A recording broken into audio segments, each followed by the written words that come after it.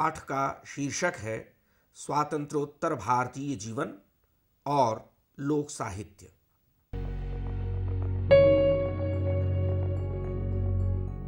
इस पाठ के अध्ययन के उपरांत आप स्वातंत्रोत्तर परिस्थितियों के प्रभाव से उभरे भारतीय जीवन के स्वरूप को समझ सकेंगे, स्वातंत्रोत्तर भारतीय जीवन की चुनौतियों को जान सकेंगे, स्वातंत्रोत्तर लोक साहित्य की दशा, दिशा और भूमिका का आकलन कर सकेंगे, स्वातंत्रोत्तर लोकमानस, स्त्री की मनःस्थिति में होने वाले परिवर्तनों और लोक साहित्य में उनकी अभिव्यक्ति को पहचान सकेंगे और सामाजिक समरसता लाने तथा सांप्रदायिकता और सामाजिक भेदभाव को मिटाने में लोक साहित्य की भूमिका का मूल्यांकन कर सकेंगे।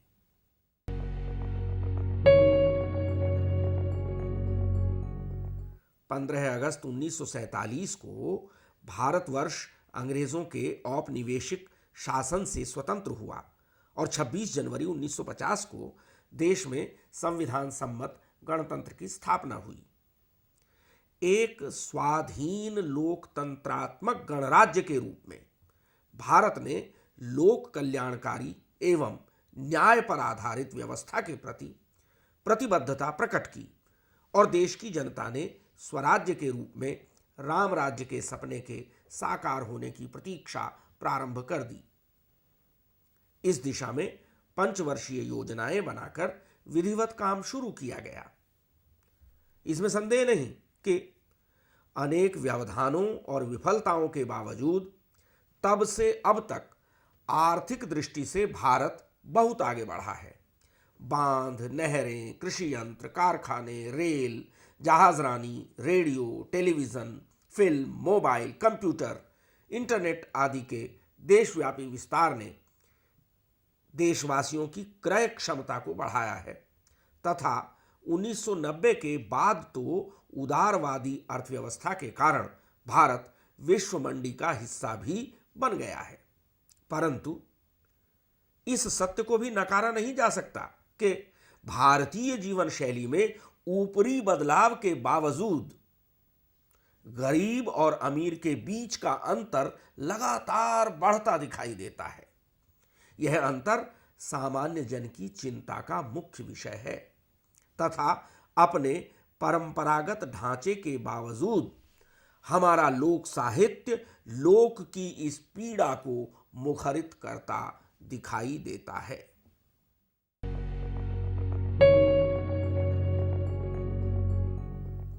लोक साहित्य में आर्थिक विषमता और निर्धनता के विविध प्रसंगों का चित्रण देखा जा सकता है। स्मरणीय है कि लोक साहित्य द्वारा लोक समाज का मनोरंजन ही नहीं होता, बल्कि इसमें उसके पूरे जीवन को, उसके तमाम सुख दुख, राग विराग, हर्ष शोक और इच्छा द्वेष सहित अभिव्यक्ति मिलती है। विषमतापूर्ण आर्थिक व्यवस्था के अंतर्गत लोक समाज का एक बड़ा हिस्सा गरीबी का अभिशाप झेल रहा है। लोक साहित्य अपने अंदाज में इस वर्ग भेद का जिक्र करता है, जैसे कोई दूध कुत्ते को अपने पिलाए, कोई भूखा बालक को अपने सुलाए, कोई गा रहा है, कोई रो रहा है, जमाने के मालिक ये क्या हो रहा है, निर्धन रोए खून के आंसू, मजा करे धनवान रे साथी, मजा करे धनवान रे साथी। या केकर जोतल, केकर बोवल, के काटेला खेत, केकर माई पुआ पकावे, केकर चीकन पेट, के मरी मरी सोना उपजावे, के बनी जाला दानी।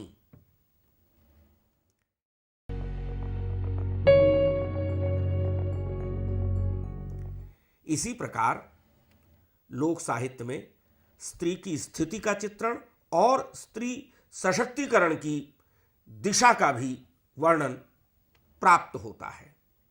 इस स्थिति के बीच विविध वंचित समुदायों में सामाजिक राजनैतिक चेतना स्वातंत्रोत्तर काल की ऐसी उपलब्धि है जिसने लोक जीवन के परिदृश्य को बदलने का प्रयास किया है। इस बदलाव के एक प्रेरणा पुरुष के रूप में डॉक्टर अंबेडकर को विवाह के अवसर पर गाए जाने वाले बन्ना गीतों तक में स्थान प्राप्त हुआ है, जो इन समुदायों के नई शिक्षा की ओर उन्मुख होने का सूचक है।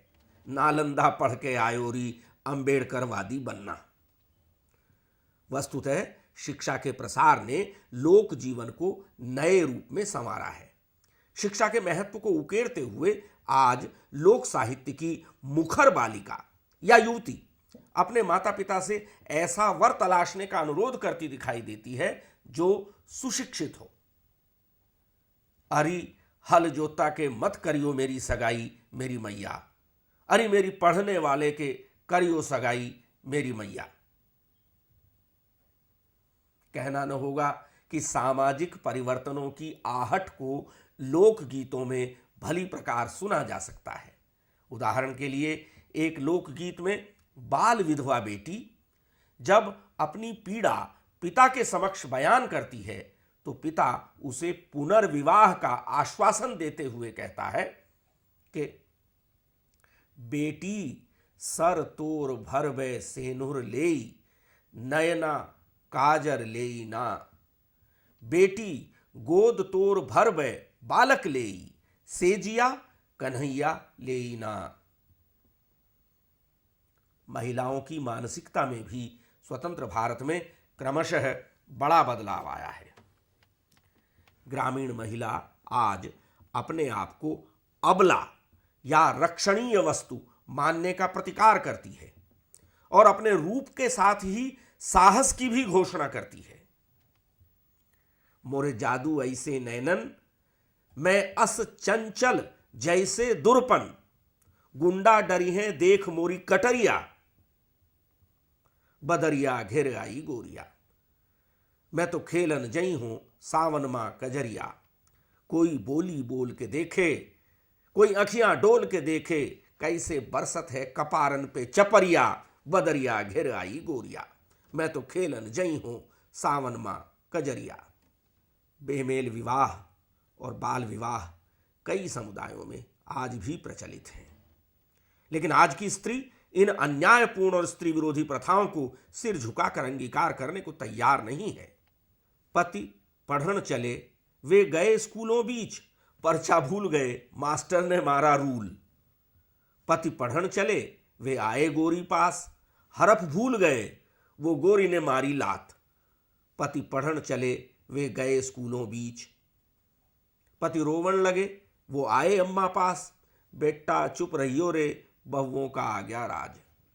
अब स्त्री को उसके मानव अधिकार प्राप्त हो रहे हैं, इसलिए वह सामंती शर्तों के बजाय अपनी लोकतांत्रिक शर्तों पर जीने की मंशा जाहिर करती है। वह चाहती है कि बहू के रूप में उसे उपभोग की वस्तु न समझा जाए, बल्कि उसकी स्वतंत्र अस्मिता का सम्मान किया जाए। यदि ऐसा हो तो वह भी सबका सम्मान करेगी, अन्यथा शोषण करने वालों को अब और बर्दाश्त नहीं करेगी। कोठे ऊपर कोठड़ी मैं उस पर रेल चला दूंगी, जो सासू मेरी प्यार करे तो मैं तेरे पांव दबा दूंगी, जो सासू मेरी लड़े लड़ाई रोटी से तरसा दूंगी। कोठे ऊपर कोठड़ी, जो जिठानी प्यार करे तेरा सारा काम करा दूंगी, जो जिठानी लड़े लड़ाई 2 चूल्हे करवा दूंगी। कोठे ऊपर कोठड़ी, जो देवर मेरा प्यार करे एमए पास करा दूंगी, जो देवर मेरा लड़े लड़ाई मूंगफली बिकवा दूंगी। कोठे ऊपर कोठड़ी, जो नणदल मेरी प्यार करे तेरा ब्याह करा दूंगी, जो नणदल मेरी लड़े लड़ाई मैके को तरसा दूंगी। कोठे ऊपर कोठड़ी। एक अन्य कौरवी लोकगीत में पत्नी अपने पति की लंपटता को अपने भाग्य के रूप में स्वीकार न करके उसे साफ शब्दों में आगाह करती है कि तुम तो शाम बड़े बेखबर हो, तुम तो शाम पियो दूध के कुल्हड़, मेरी तो पानी पे गुजर पानी पे गुजर हो।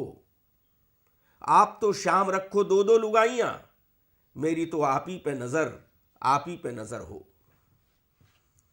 यही नहीं, अगर पति ने अपना लंपट चरित्र नहीं सुधारा और पत्नी के प्रति हिंसक व्यवहार से बाज न आया, तो आज की स्त्री इस दोहरी शारीरिक और मानसिक यंत्रणा व घरेलू हिंसा को चुपचाप नहीं सहेगी, बल्कि वह ऐसे पति को विधिवत दंडित भी कर सकती है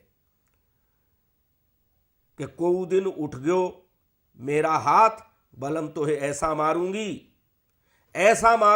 बलम तो है ऐसा मारूंगी कि चखला मारूं, बेलन मारूं, फुकनी मारूंगी, जो बालम तेरी मैया बचावे वाकी चुटिया उखाड़ूंगी।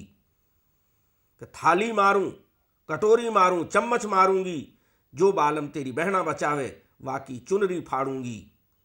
लाठी मारूं, डंडा मारूं, थप्पड़ मारूंगी, और जो बालम तेरो भैया बचावे वाकी मूंछ उखाड़ूंगी।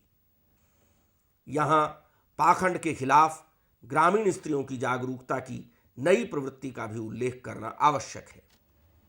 इस संदर्भ में एक छोटी सी लोक कथा देखी जा सकती है, जिसमें अंधविश्वासी पति को फटकार लगाने वाली स्त्री का चित्रण ध्यान खींचता है।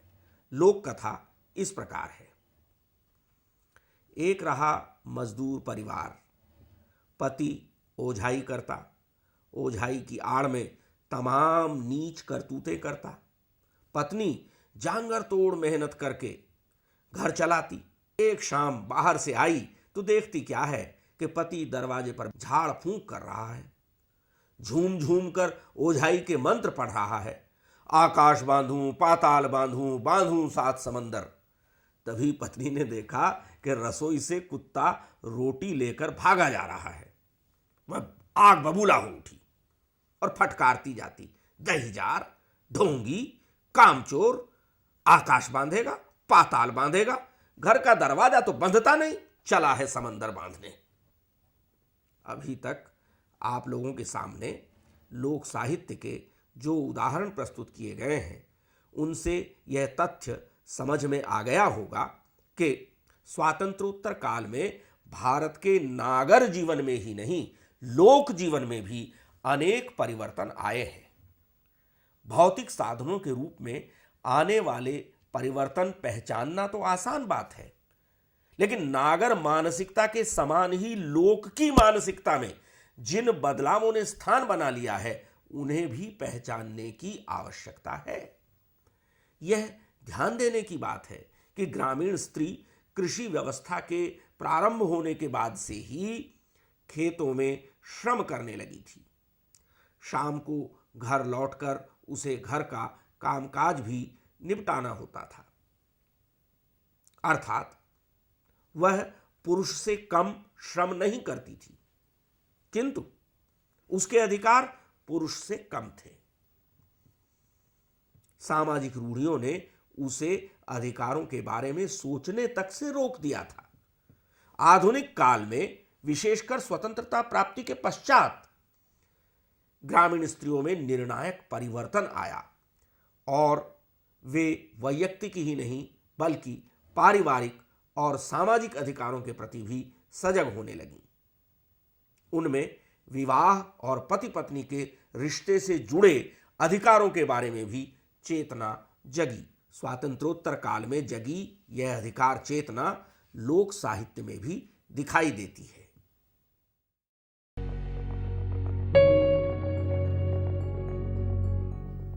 आप भली प्रकार यह जानते हैं कि भारतवर्ष को अंग्रेजी शासन से मुक्ति तो अवश्य मिली, लेकिन अंग्रेजों की फूट डालो और राज करो की विघटनकारी नीति इस देश के लिए बड़ी खतरनाक साबित हुई। देश में सांप्रदायिक वैमनस्य फैल गया और भारत विभाजन की त्रासदी ने अनेक परिवारों को बेघरबार कर दिया। लोक साहित्य मनुष्य और मनुष्य के बीच भेदभाव बरतने का विरोधी है और धर्मों की भिन्नता के बावजूद उनके मूलभूत सिद्धांतों की एकता को उजागर करता है। यही कारण है कि भारतीय लोक ने हिंदू मुसलमान की साझा विरासत के रूप में लोक साहित्य को विकसित किया है और सांप्रदायिक सद्भाव का संदेश दिया है, जिसके स्वातंत्रोत्तर भारत की बहुत बड़ी जरूरत होने से इनकार नहीं किया जा सकता। हिंदी के पूर्वी क्षेत्रों में हिंदुओं और मुसलमानों की जीवन शैली, भाषा, भूषा और लोक संस्कृति में बहुत साम्य पाया जाता है। यहाँ तक कि मुहर्रम का पर्व हिंदू और मुसलमान मिलजुल कर मनाते हैं। इस अवसर पर गाए जाने वाले झारी गीतों में हसन और हुसैन का वर्णन योगियों के रूप में किया जाता है।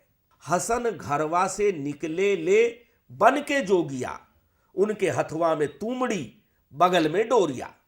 सांप्रदायिक एकता का आह्वान करते हुए लोक कवि यह ध्यान दिलाना नहीं भूलता कि भारत को आजादी कितने संघर्ष के बाद मिली है। इसलिए इसकी सुरक्षा हिंदू और मुसलमान दोनों की ही जिम्मेदारी है। 15 अगस्त सन 47 के सूराज मिलल, बड़ा कठिन से ताज मिलल। सुन ल हिंदू मुसलमान भाई, अपना देशवा क कर ले भलाई। तोहरे हथुआ में हिंद माता के लाज मिलल।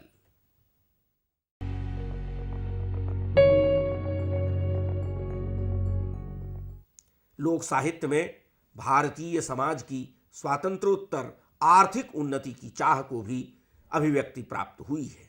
जनपदीय भाषाओं में आज भी अनेक कर्मठ किसान और मजदूर लोक साहित्य की रचना कर रहे हैं।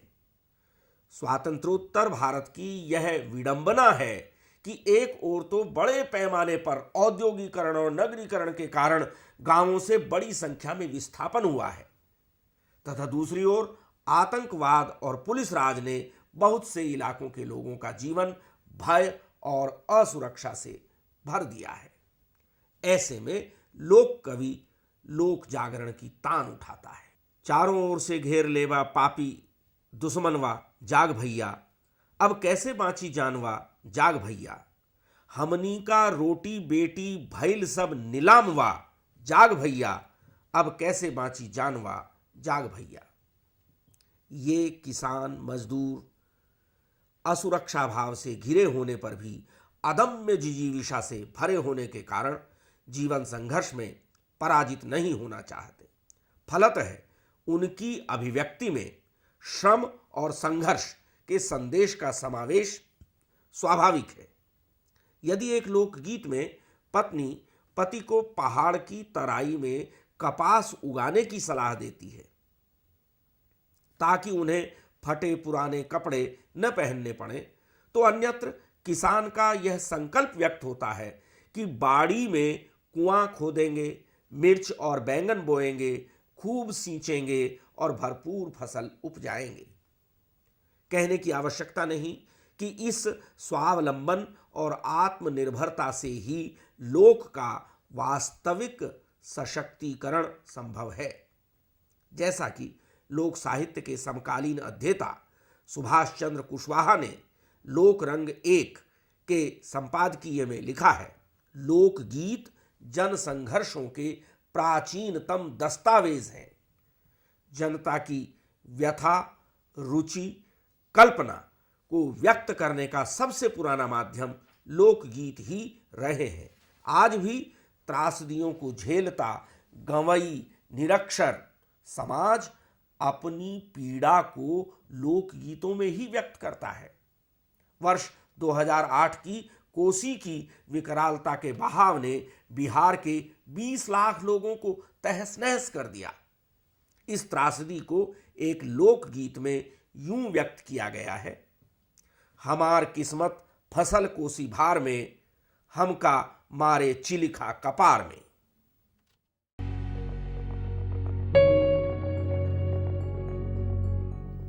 लोक साहित्य में स्वातंत्रोत्तर काल में समाज में हो रहे मूल्य विघटन के प्रति भी चिंता देखी जा सकती है।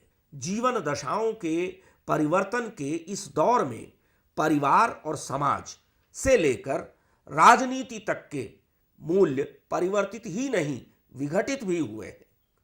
मूल्य मूढ़ता की इस स्थिति पर भी बराबर लोक की दृष्टि लगी रही है। आपसी संबंधों की गरिमा का इस अर्थ प्रधान युग में जो ह्रास हुआ है उसके परिणाम स्वरूप दाम्पत्य जीवन का परस्पर विश्वास भी खंडित हुआ है। इस विषय को लोक नाटकों में अत्यंत प्रभावी ढंग से उठाया गया है। वफादार हैवान का बच्चा उर्फ सेठ सेठानी नामक नाटक में सेठानी का यह गीत इस संदर्भ में उल्लेखनीय है।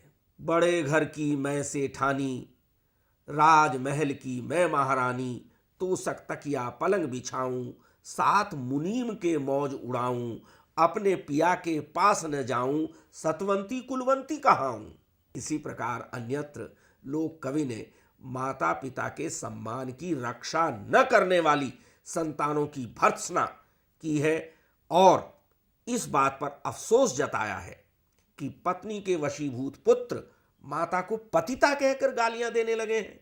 इतना ही नहीं, सब ओर जीवन मूल्यों की गिरावट और छल प्रपंच का बोलबाला देखकर तो लोक कवि इतना विचलित हो जाता है कि यही समझ नहीं पाता कि इस स्थिति पर क्या प्रतिक्रिया की जाए। के कर ले ही नाव, कमरी ओढ़ले सगरो गांव, का बताई मिथवा। रामराज के सपना में अपना केहू नहीं ना बाटे, और उलटी के छूरा भाई अपने भाई का गर काटे। लागे चारों ओर चाई, का बताई मितवा।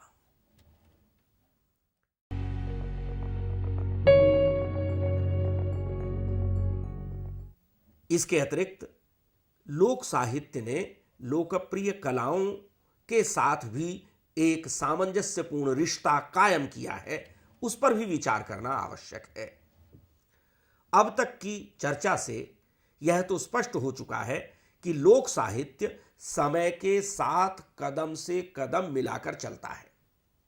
पिछली आधी शताब्दी के लोक साहित्य को देखने से पता चलता है कि लोक का परिचय जितनी वैज्ञानिक प्रगति से हुआ है, उसे लोक साहित्य ने आत्मसात करने में देरी नहीं की है। दूसरी ओर सिनेमा सहित विविध लोकप्रिय कलाओं ने लोक साहित्य को विविध संदर्भों में अपनाया है। लोक ने सिनेमा गीतों को और फिल्मों ने लोकगीतों को अपनाकर लोकप्रिय संस्कृति यानी पॉपुलर कल्चर या पॉप कल्चर के रूप में लोक और सिनेमा की अद्भुत जुगलबंदी प्रस्तुत की है। बाजारीकरण के बावजूद सिनेमा और लोक की संगत ने लोक साहित्य का विस्तार भी किया है। उदाहरण के लिए गैंग्स ऑफ वासेपुर में विवाह के अवसर पर गाए जाने वाले लोकगीत को स्वातंत्रोत्तरकालीन परिस्थितियों के साथ जोड़कर नई व्यंजना प्रदान की गई है। साथ ही इस गीत के सादृश्य विधान में भी बिजली के तार के समावेश के कारण नई जीवन दशाओं का संकेत दिखाई पड़ता है। तार बिजली से पतले हमारे पिया, ओरी सासू बता तूने ये क्या किया। गुप अंधेरा में चलते दुलारे पिया, जिंदगी कोयला भरी खूब पानी भरा। आरा छपरा के बाबूजी ये क्या किया, लोकनायक जलाए ये कैसा दिया। भाव कोयला के बिकले दिहारी पिया, निहारी पिया, बिहारी पिया। ओरी सासू बता तूने ये क्या किया, ओरी सासू बता तूने ये क्या किया। आरा छपरा के बाबूजी ये क्या किया, लोकनायक जलाए ये कैसा दिया। आरा छपरा के बाबूजी ये क्या किया, लोकनायक जलाए ये कैसा दिया। अभिप्राय यह है कि अभिव्यक्ति और संप्रेषण के आधुनिकतम माध्यमों के बावजूद हिंदी की विविध क्षेत्रीय भाषाओं के लोक साहित्य ने स्वातंत्रोत्तर काल में तीव्र गति से बदलते लोक जीवन की विविध छवियों के साथ लोक की नई आकांक्षाओं को आत्मसात करते हुए उसके संघर्षशील चरित्र को भी सतत अभिव्यक्ति प्रदान की है।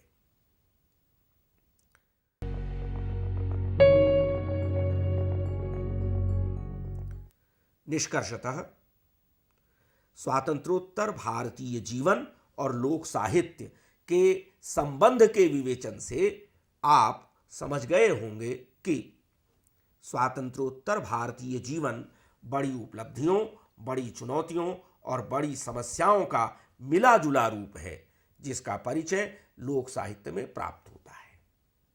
इस काल में लोकमानस का जो रूप उभरा है, उसमें सबसे महत्वपूर्ण भूमिका स्त्री की है। पारिवारिक संबंध हो या सामाजिक या पति पत्नी के वैयक्तिक संबंध, सभी का पुनर्मूल्यांकन पुरुष की अपेक्षा स्त्री ने अधिक किया है। इसीलिए अधिकारों के प्रति स्त्री की जागरूकता बहुत तेजी से उभरी है। लोक साहित्य में यह परिदृश्य प्रभावशाली ढंग से मौजूद है और जीवन के अन्य पक्षों के साथ साथ स्वातंत्रोत्तर परिस्थितियों ने कलाओं को भी प्रभावित किया है और उन्हें नई नई राहें तलाशने को बाध्य किया है।